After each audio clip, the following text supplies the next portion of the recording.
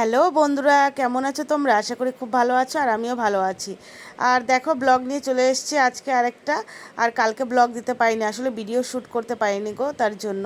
আর এই দেখো, এই যে সকাল সকাল উঠে আজকে যেহেতু মেয়ের ছুটির দিন, এই তাই দেখো একটু এই যে লেটে চা ঘুম থেকে রেডি হয়ে উঠেছি। আর গেছে। তোমাদের দাদাভাই 11টা থেকে ডিউটিতে বেরোবে, তার জন্য একটু লেটেই ঘুম থেকে ওঠা হয়েছে।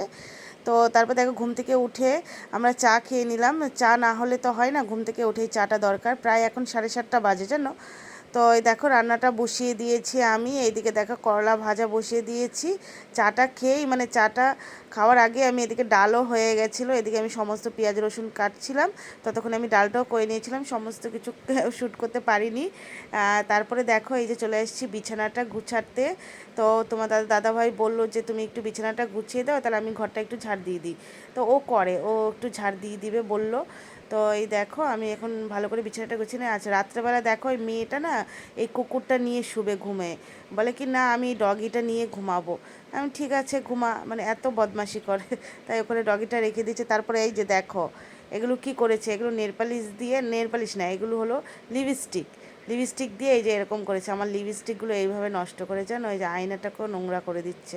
তা সেগুলো একটু পরিষ্কার করে নিলাম। আর ওইদিকে কিন্তু রান্না হচ্ছে আমার, জানো। তো তারপরে এই যে দেখো, বিছানা টিছানা সমস্ত কিছু গুছিয়ে নিয়েছে। আর এই দেখো, কালি দিয়ে কী করেছে দেখছো, মানে এরকম বিছনার চাদর ওর জন্য পাতা যায় না ভালো। তারপরে এই যে দেখো, এখন আমি বললাম যে খাতার মধ্যে যত খুশি আঁকা নে। তারপরে সকালবেলা যে টাইম পাইনি পড়াতে বসতে, তো ওই খাতাটা দিয়ে দিয়েছিলাম। ও মানে আঁকছে, ড্রয়িং করছে, ছাতার মাথা কী করছে দেখতেই পাচ্ছ তোমরা।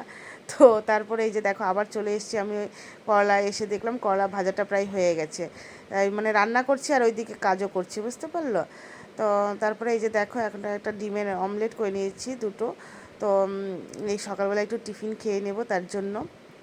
ডাল আছে, করলা ভাজা আছে। সকালবেলা যেহেতু রান্না হয়, কখন টিফিন করবো আর কখন রান্না করব বলো। তো এই যে, তারপরে এই যে দেখো, মাছটা বসিয়ে দিয়েছে। আর আমরা করব বোয়াল মাছ, কয়েক পিস ছিল, সেটা করে নেব।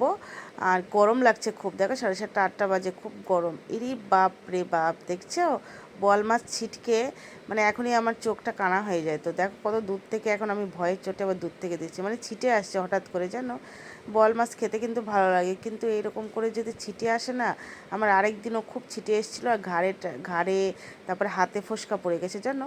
তো ওই জন্য একটু দূর থেকে ভাজি। এই দেখো আমার কি অবস্থা, চোখ কানা হয়ে যাবে, আমি বলছিলাম। সত্যিই চোখ কানা হয়ে যাবে, ওর জন্য দূর থেকে ভাজছি, আর কিছু করার নেই। তো তারপর দেখো, এখন মাছটা ভাজা হয়ে গেছে, উঠিয়ে নিয়েছি। তারপর দেখো, এখন গরম মশলা, তেজপাতা, মেথি একটু সম্বারে দিয়ে, মানে এই বোয়াল মাছটা একটু মাখা মাখা, একটু পেঁয়াজ রসুন টমেটো, একটু আলু দিয়েছি। মানে ওই আলু ভালোবাসি খেতে, তার জন্য আলুটা না দিলেও হয়। মানে একদম মাখা মাখা তরকারি করব। এই যে আলুটাও দিয়ে দিয়েছি, পেঁয়াজের সাথে আলুটা ভাজা হয়ে যাবে। তারপর দেখো, যে আলুটা দিয়ে একটু লবণ আর হলুদ দিয়ে ভালো করে ওটাকে আমি ভেজে নেব, যেহেতু আলুটা আলাদা করে ভাজিনি, পেঁয়াজের সাথে আলুটা ভেজে নেব। আর এই দেখো, লবণের না চামিচটা ছোট না, ভেতরে ঢুকে গেছে, ওর জন্য আর এরকম করে দিতে হচ্ছে লবণটা। তো তারপরে দেখো, হলুদ দিয়ে দিলাম এখন। ওই দেখো, গরমে ঘামছি, সেটাই বলছি তোমাদেরকে, দেখো কত গরম। এই সকালবেলা রান্না করছি, তাও মানে এত গরম ছুটছে। তারপর দেখো, এই যে আদা রসুন দিয়ে দিলাম। আদা রসুন মানে বেটে রেখেছিলাম, সেটা দিলাম।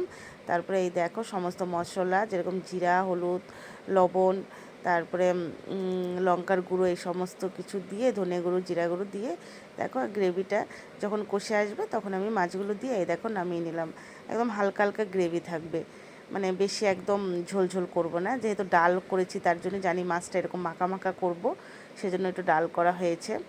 তো এই যে দেখো, খেতে কিন্তু সত্যি খুব ভালো হয়, আমার তো ভালো লাগে। আর এই দেখো, রসুন দিয়েছি গোটা গোটা। রসুন না তোমার দাদাভাই খায় না, তার জন্য ও টিফিন বক্স বেড়ে দিচ্ছি, সেই জন্য রসুনটা উঠিয়ে নিচ্ছি।